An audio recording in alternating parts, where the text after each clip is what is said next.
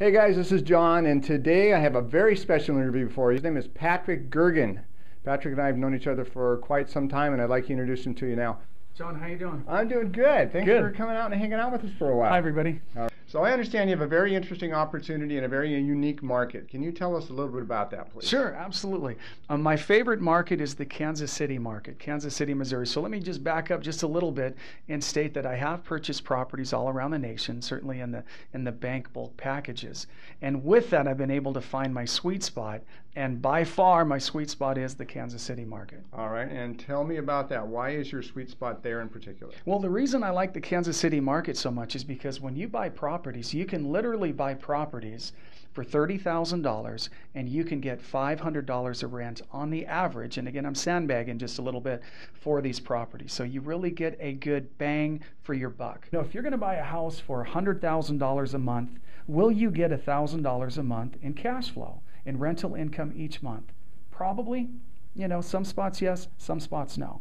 If you pay $200,000 for a house, are you going to get $2,000 a month in rental income? Very unlikely. If you spend $300,000, are you going to get $3,000 a month? Very, very unlikely. So the reason I like Kansas City so much is because you can literally buy properties for about $30,000 and you can get rental income of $500 a month. That Huge is returns. phenomenal. Yeah, it's nice. So what is it about the Kansas City market that causes that? Why is it unique? Well, part of the reason it's unique, and you can certainly Google the different sections, Kansas City is known as being one of the highest Section 8, per property in the nation. And so what I mean by that is when you're looking at the comparison ratio about buying the properties versus what you're going to receive on Section 8, and again, Google this, they have all the stats, you can see that it's extremely high. Well, what that also makes is it makes extremely high rents. Okay. So just by the, the per bang for the buck. How long have you been doing this in the Kansas City market, Patrick? I've been in the Kansas City market deep into the trenches in the last 2 years. All right. And how many properties over that period of time? Over 50 properties. So we definitely, we've been there for quite some time. And long term, what's the prognosis here for rentals in Kansas City? Do you have a comment on that? Oh, yeah. It's actually very good. The reason we're in Kansas City is because there's just a lot of people there. We're not talking about a smaller city. We're talking about a major metropolitan area. You can get to almost most of the nation within a 1 day's drive of Kansas City. It's got this number 2 rail hub in the Kansas City market. You've got the Sprint Center. You've got your Kansas City Chiefs, Kansas City Royals. I mean, the infrastructure is extremely strong, and that's why we're there, because it really is going to be there for the long term. All right, very good. So tell me a little bit about how you purchase properties, in bulk or single, or how does all that work, Patrick? Well, we buy properties in a variety of ways. I mean, sometimes we'll buy them directly from the banks. They'll be in bulk. Other times it's because of the people that I've got on the ground, and they know exactly what my criteria is. I can tell you it's a huge numbers game, and by far most of the properties that are sent to me do not work. So we've got our strict criteria to make that work. Got it. Okay, sure. Yeah, I'm definitely, number one, when I select the home, I want to make sure that it's in the right area, because I certainly have my sweet spots in the Kansas City market. When we're buying the properties, we're looking for the 3 bedrooms. That's going to make a better renter. We're going to make sure that the property has a basement. It's nice. They're unfinished, but that's where you can have your washer and your dryer. We want to make sure that it's situated on a decent block and that it has, like, say, for instance, a pitched roof.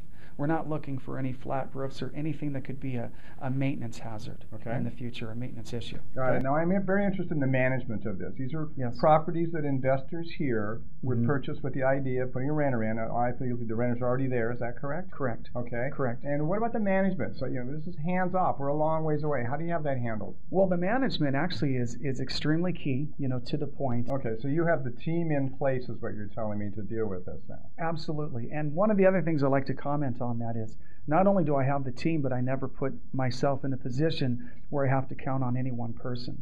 So unless it's the electric company, now granted, they do have the monopoly, and so I'm extremely nice to the inspectors and to the electric company and the water company. But beyond that, I've got more than one property manager and more than one handy person and more than one contractor.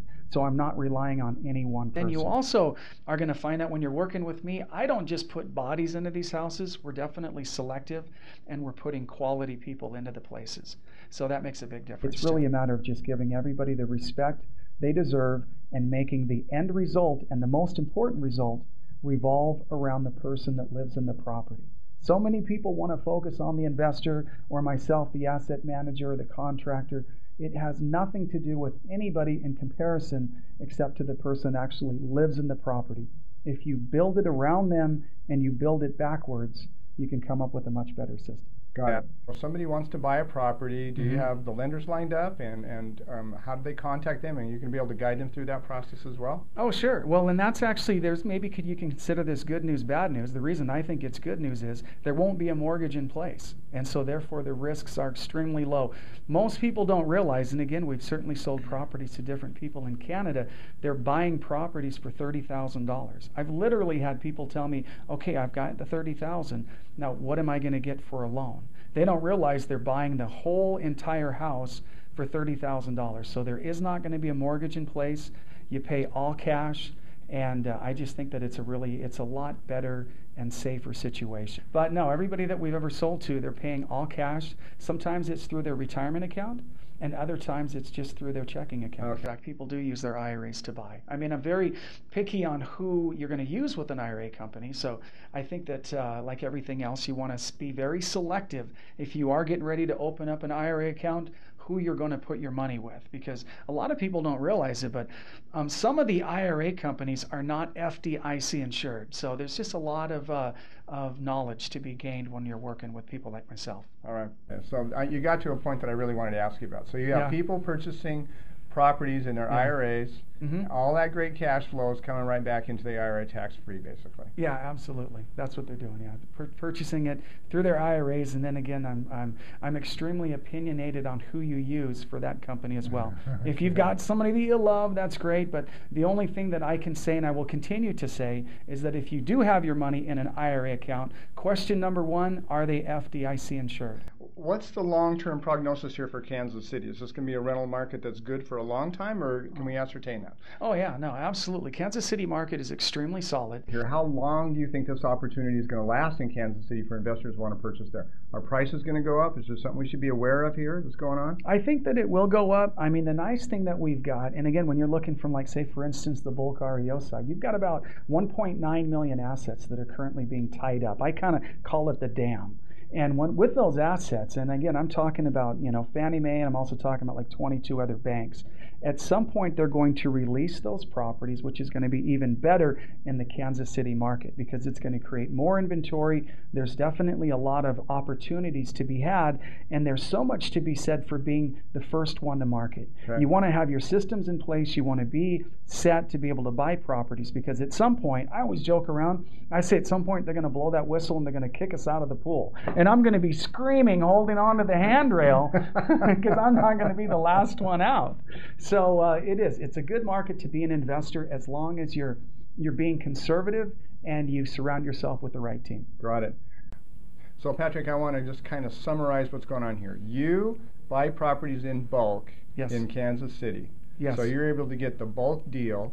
You clean them up, you make sure there's renters in there, they're cash flowing, and you sell those properties one at a time. If somebody wanted to buy properties 2 or 3 from you, they could do that. Is that correct? Yeah, in fact, I'm doing a package right now. It's going to close maybe Friday, maybe Monday, where they're going to buy 10 at a time. Well, there you go. So absolutely. Now, Patrick, I understand you have something else going with multifamily. Is that what it is? Mm-hmm. Oh yeah, absolutely. Tell us a little bit about that, please. Okay, so with the multifamily, and again, that's going to be different.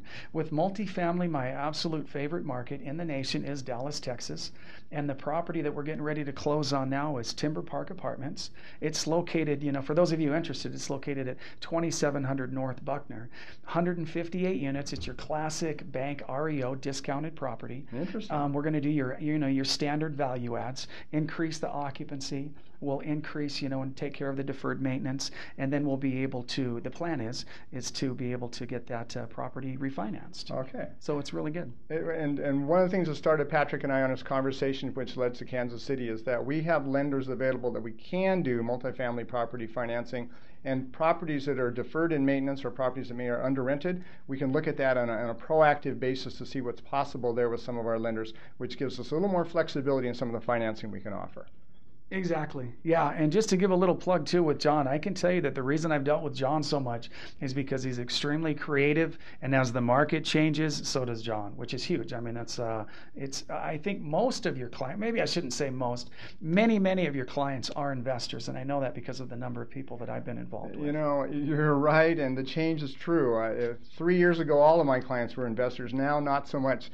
We've changed with the market because the market has changed, and we're still here and doing loans. Yeah. Okay, I'm sure I'm going to have some people who are interested. How do they get a hold of you, Patrick, if they want more information? Well, the best way to reach me is always just via email. My email is Patrick G, that would be G as in George, at Oasis, OASIS, REO, like real estate owned.com. And in fact, you can even just call me. You can call my cell phone. My cell phone is 206-910-2291. I'm hands-on, so I'm not doing this to the masses. I take on enough people and sell enough properties that I can really make sure it's a good investment. Excellent. Very interesting opportunity. I'm glad we got together today, Patrick. Thanks for your time and the information. Appreciate it very much. Yeah, you're welcome. Goodbye, everybody.